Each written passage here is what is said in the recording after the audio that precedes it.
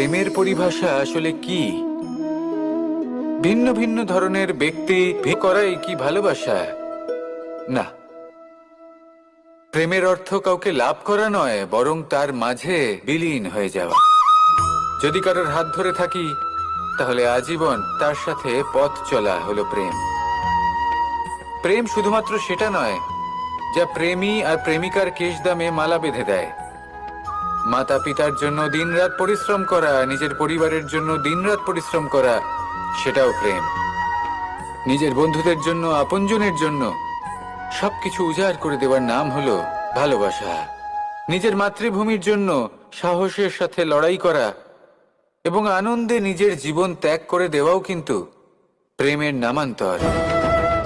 সেই জন্য যারা বুদ্ধিমান ব্যক্তি, তারা কখনো প্রেমের পরিভাষা খুঁজতে চান না, কারণ তারা জানেন যে এই প্রেম কতটা বিশাল। তারা জানেন যে এই প্রেম হলো এক বিশাল সাগর, যাকে নিজের মুঠোয় ধরে রাখা যায় না।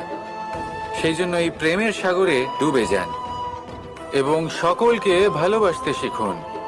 যদি সবাইকে ভালোবাসতে পারেন, তাহলে তাদেরও কল্যাণ হবে যারা আপনাকে ভালোবাসে, তাদেরও কল্যাণ হবে যাদেরকে আপনি ভালোবাসেন, আর আপনারও কল্যাণ হবে। আর তখন এই মন ভালোবেসে বলবে, রাধা রাধা।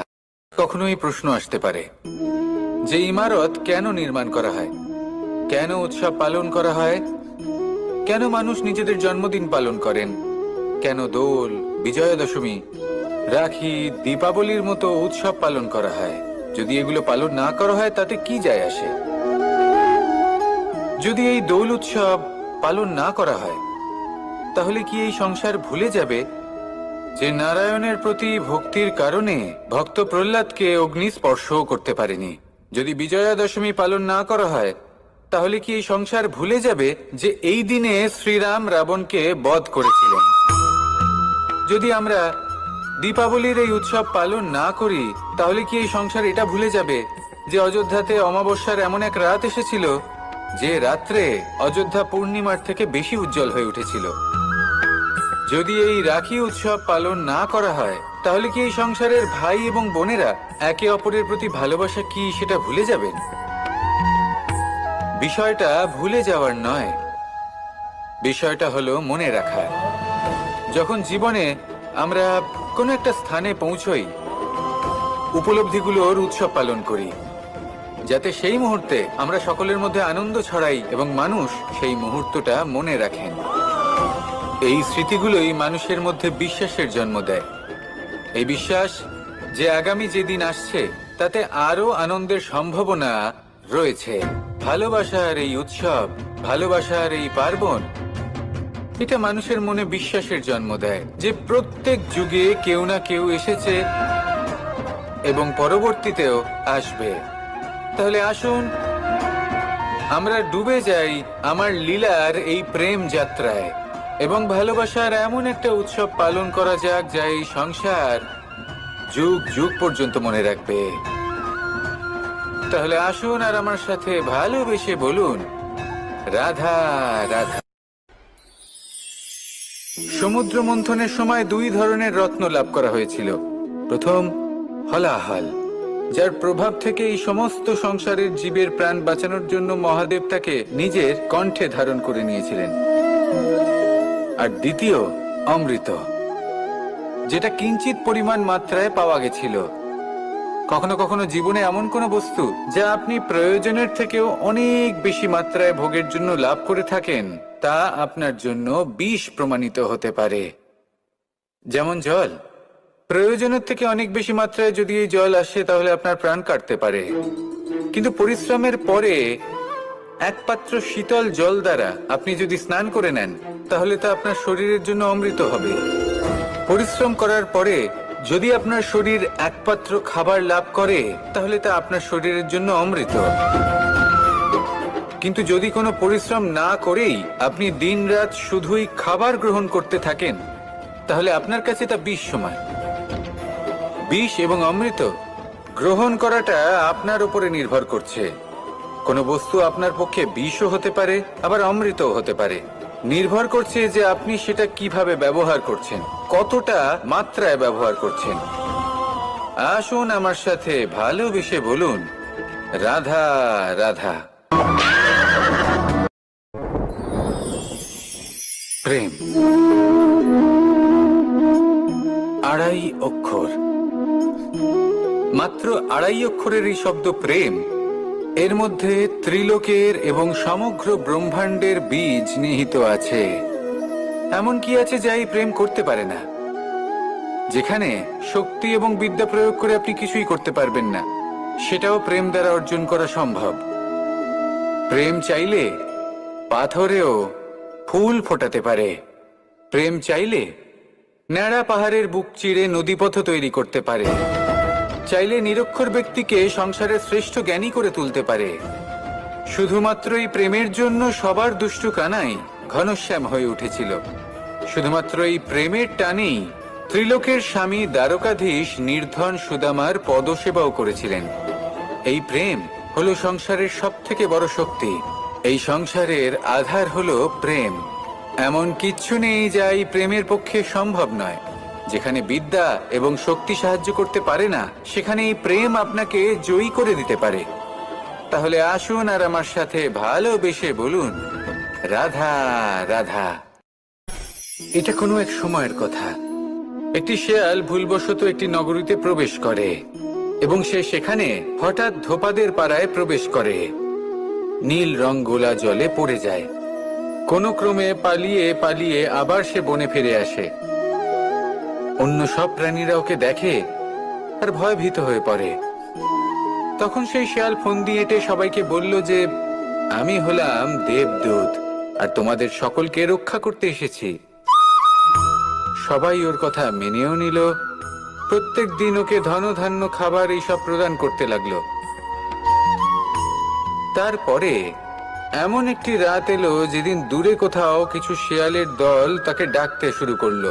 আর তখন এই শেয়াল নিজেকে আটকেই রাখতে পারল না। সেও ঠিক শেয়ালের মতোই ডাকতে শুরু করলো।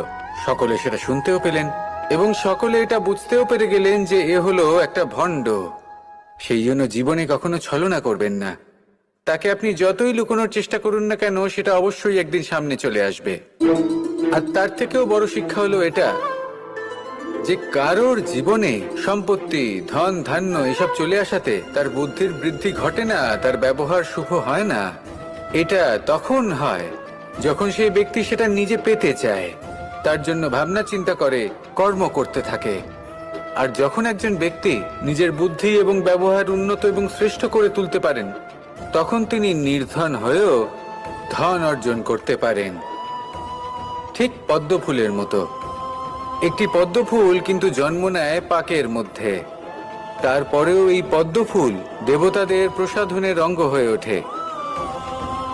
আসুন আর আমার সাথে ভালোবেসে বলুন, রাধা রাধা। জীবনে অনেক সময় আমরা এটা দেখে থাকি যে আগামী প্রজন্ম সেই কাজটি করে যেটা তার পূর্ববর্তী প্রজন্ম করে গেছেন। একটা উদাহরণ দিই। তাহলে দেখুন, একদিকে আছে মাতা পিতা যারা আজীবন সংঘর্ষ করেছেন ধন অর্জন করার জন্য। তারপর তারই সন্তান তার সাথেই লড়াই করে তার থেকে সমস্ত সম্পত্তি ছিনিয়ে নিল। তারপরে যত সময় অতিবাহিত হয়, সেই সন্তানের সাথেও সেই একই ক্রিয়া ঘটতে থাকে। তার সন্তান তার সমস্ত সম্পত্তি ছিনিয়ে নেয়। তাহলে এমন কি সঞ্চয় করবেন যা পরবর্তী প্রজন্মকে দিয়ে যেতে পারেন, সেই বিষয়ে ভাবুন। ভেবে দেখুন, এই যে ধন সঞ্চয় আপনি করছেন, এর আসলে লাভ কি?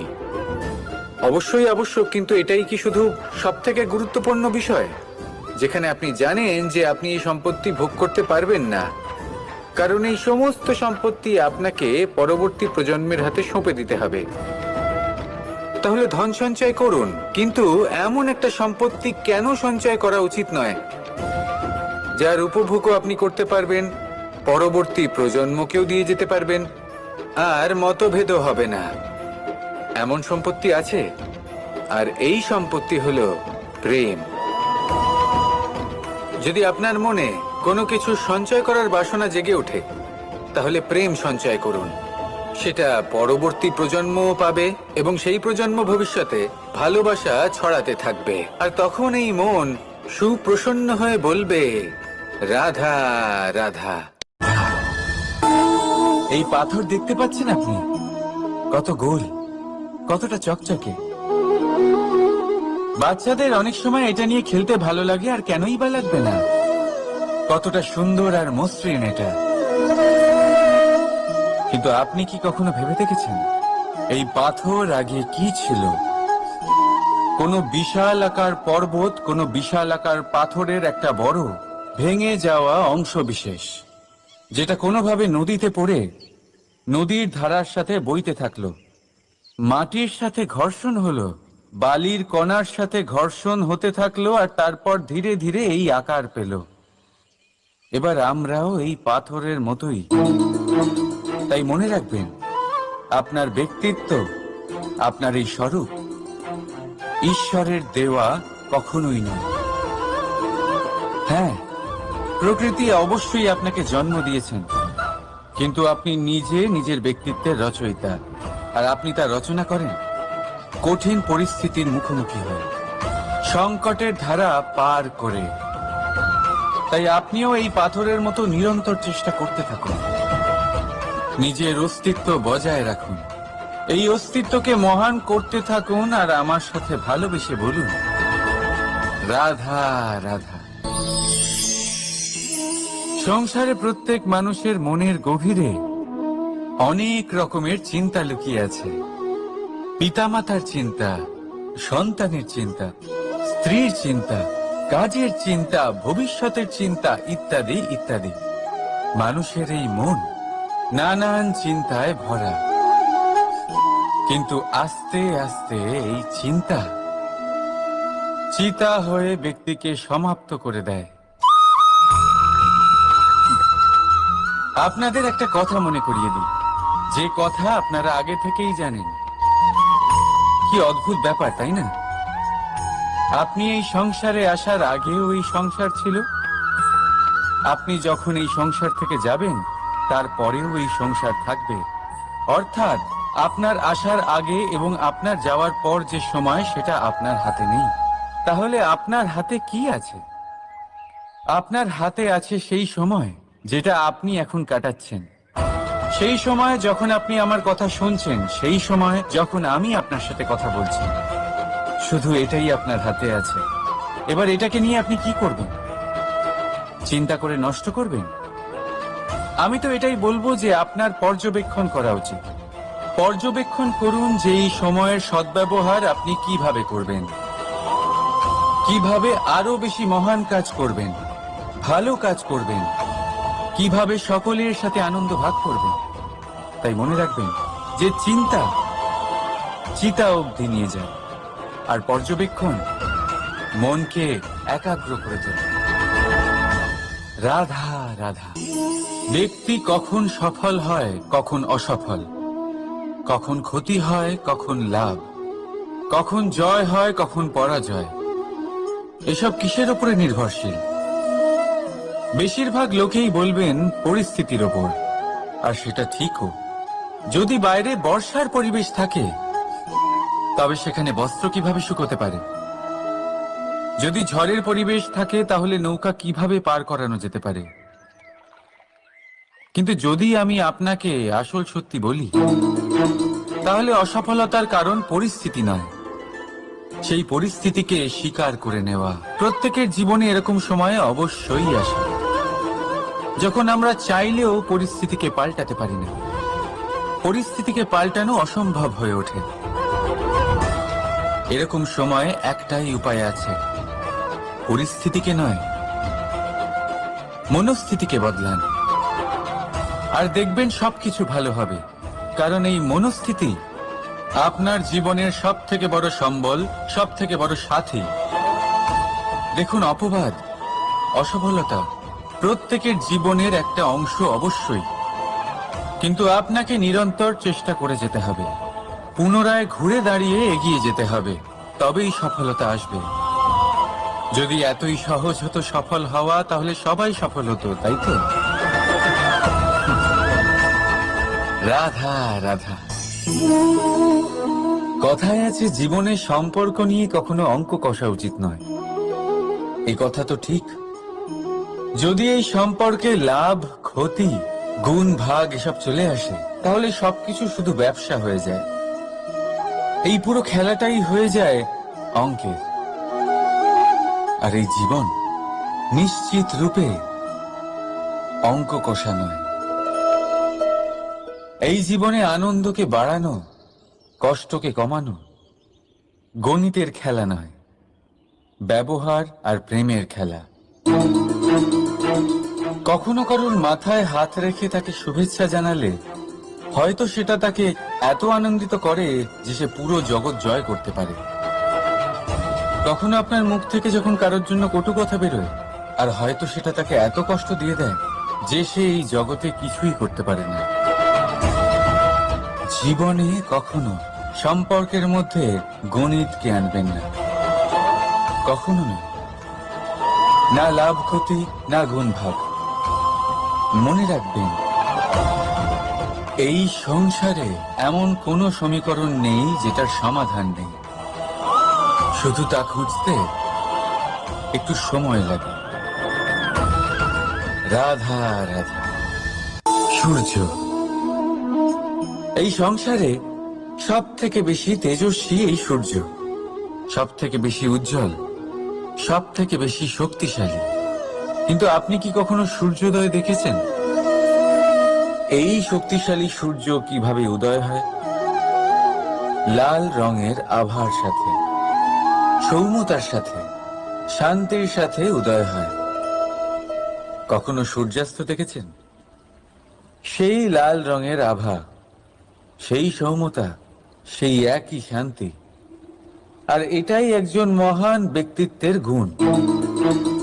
যখন জীবনে উত্থান ঘটে তখনও অহংকার করেন না, সৌম্যতা বজায় রাখেন। আবার যখন জীবনে ক্ষতি হয় তখনও সৌম্যতা বজায় রাখেন। যদি আপনিও চান সূর্যের মতো আপনি সম্মান পাবেন, তাহলে সূর্যের মতন হন। যখন জীবনে আনন্দ আসে, কুশল আসে, তখন সীমা লঙ্ঘন করবেন না। যখন জীবনে দুঃখ আসে, কষ্ট আসে, বিনাশের পথে অগ্রসর হবেন না। সৌম্য থাকুন, শান্ত থাকুন, সূর্যের মতো চকচক করতে থাকুন। কারণ সব মুহূর্তের মতোই এটাও একটা মুহূর্ত। তাতে আপনি আনন্দ লাভ করুন বা পান দুঃখ, এই মুহূর্ত অবশ্যই চলে যাবে। রাধা রাধা। আসুন আজকে আমরা কথা বলি ভাষার বিষয়ে। এই ভাষা কত অদ্ভুত এক শক্তি। কিন্তু কখনো কখনো আমরা এই তর্কে লিপ্ত হয়ে যাই যে কোন ভাষা সর্বশ্রেষ্ঠ। কখনো কখনো এই সমস্যায় আটকে পড়ি, যখন সামনের জনের ভাষা ভিন্ন আর আমাদের ভিন্ন। না আমরা তার কথা বুঝতে পারি, না সে আমাদের। আচ্ছা ঠিক আছে, কিন্তু কেউ আমাকে এটার মানে স্পষ্ট করে বোঝান। সূর্যমুখী, সূর্যের কিরণের কোন ভাষা সে বুঝতে পারে যে সূর্য ওঠার সাথে সাথে সেও ফুটে ওঠে? চকর, চকরের কাছে এমন কোন ইন্দ্রিয় আছে যে সে চাঁদের শীতলতা অনুভব করতে পারে? গরু এমন কোন সঙ্গীত শিখেছে যে আমার বাঁশির সুর শুনে তারা নিজেই চলে আসে? এই সব, এই পুরো সংসার, এই ব্রহ্মাণ্ড শুধুমাত্র একটা ভাষা বোঝে, প্রেমের ভাষা। না কোনো শব্দ, না কোনো বাণী, শুধু অনুভূতি। এই প্রেমের ভাষা সংসারের সব থেকে বড় ভাষা, যেটা আপনি নিজেও বুঝতে পারেন, আবার অন্যদেরকেও বোঝাতে পারেন। রাধা রাধা। বিপদ, বিপদের কথা শুনলে আমরা সবাই সচেতন হয়ে যাই। এই সংসারে এরকম কোনো প্রাণী নেই যে বিপদে পড়েনি, যে বিপদে ঘিরে থাকেনি। এবার কেউ কেউ বিপদের মুখোমুখি হয়ে বিজয় লাভ করেছে, কেউ কেউ তা পারেনি। কিন্তু বেশিরভাগ লোকেই বিপদের এই সময় কেটে যাওয়ার পরে বিপদের বিষয়ে ভুলে যায়, আর এটাই তার সব থেকে বড় ভুল হয়। বিপদের সাথে জড়িত এই তিনটি কথা সব সময় মনে রাখবেন। প্রথম, যারা আপনাকে বিপদে ফেলেছে তাদের কখনো ভুলবেন না।